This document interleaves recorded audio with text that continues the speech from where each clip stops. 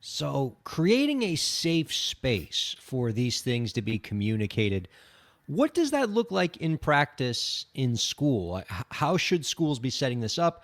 Who should this information be communicated to on the school campus? And I think most importantly, how do schools try to find a balance between enforcing rules and making sure that students follow those rules, but also creating a place where students can freely ask for and get information about this, get treatment if they need it? It seems like a tough balance for schools to strike.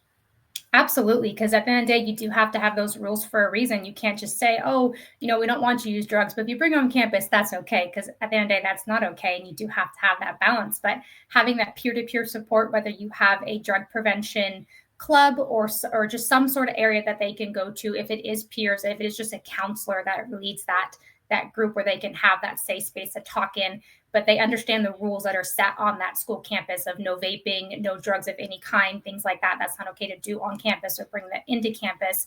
But they have that space to talk about it if they need to. And if they say, hey, last night I experimented something, that doesn't carry over to punishment during school hours, because at home they tried something and now they're worried or they're scared, but they want to make sure they're heard and they have a voice to talk about their feelings and what's going on. Creating that safe space does sound like a great example of an intervention that can work on the school campus. In your experience, can you talk about maybe some of the interventions that you found don't work as well in the education setting?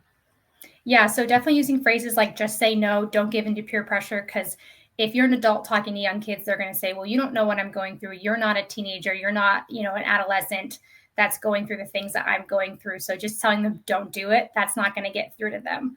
Scare Really? Because I tactics. mean Yeah, that's what we were raised on. Like that's exactly. I mean, all through K-12 I was told not to say no and not give in to peer pressure. Exactly. Yep. Okay, so the data, the experience shows that that's not as effective as we would hope.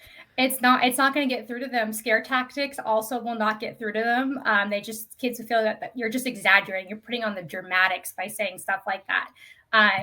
And then something I mentioned earlier is just don't assume that kids are using hard drugs. When you go talk to them about drug use, sometimes coming from adults, we're talking to them like, we think you're doing, heroin and cocaine and these super hard drugs, or that the kids are not typically doing those hard drugs. It's the marijuana, it's the Adderall, it's the things you don't really think about like that as kids see as like lesser drugs that are causing these overdoses and deaths. So it's just coming from that point where you try not to say I understand what you're going through, because they're gonna be like, no, you don't. You're not 15, 16, 17.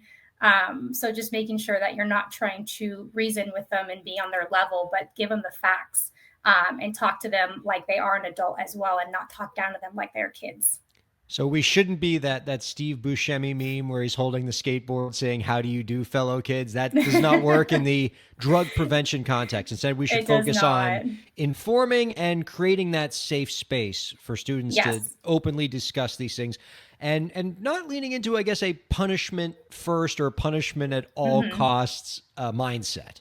Yeah, and if you're honest and straightforward, kids are more likely to listen to you than if, like I said, you're to put on the dramatics and the scare tactics and say you're going to die if you do drugs, because then they're just going to be like, you're being dramatic.